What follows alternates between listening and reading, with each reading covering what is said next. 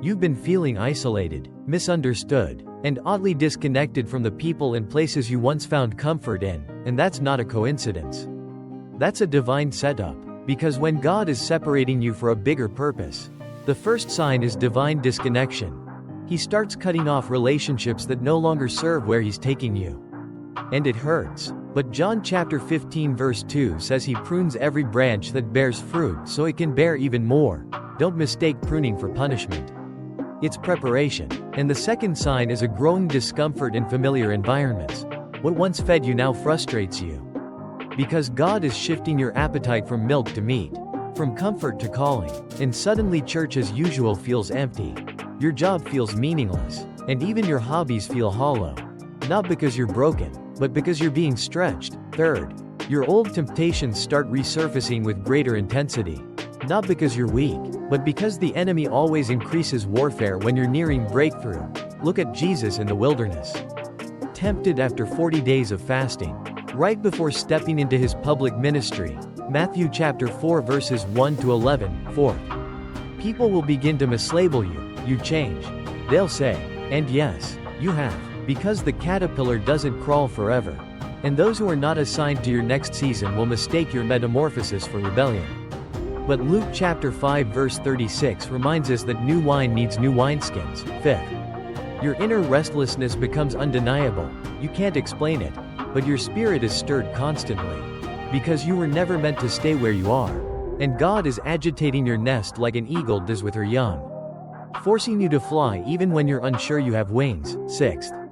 Opportunities start closing that used to be wide open, not because God is mad at you, but because He's forcing your focus away from good things to make room for the God thing. And just like Paul was blocked by the Holy Spirit from preaching in Asia, Acts chapter 16 verses 6 to 7. Sometimes God closes a door to push you into destiny. 7th. You start hearing God more clearly in your silence than in your noise. Sleepless nights.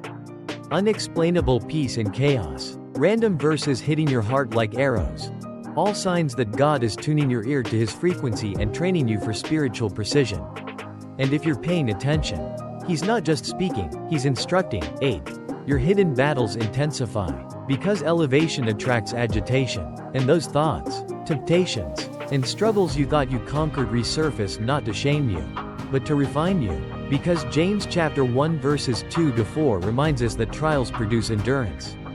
And endurance leads to maturity. 9. People around you start getting blessed while you remain in what feels like delay, not to discourage you, but to test your posture in the waiting room of destiny. Because if you can celebrate others without jealousy, God knows He can trust you when it's your turn. And finally, the 10th sign is that your desire for obedience starts outweighing your desire for approval. You stop caring who understands you, as long as heaven does. Because Galatians chapter 1 verse 10 says you can't serve both God and man. And when you reach this place, you're no longer chasing platforms, you're preparing for purpose. And the separation that once felt like abandonment now feels like alignment. Because deep down, you realize you were never rejected, only redirected. So if you're feeling lost, overlooked, or stripped of what once made you feel secure, take heart. God is not punishing you. He's positioning you. And when He finishes the separation, you'll see why the isolation was necessary for your elevation.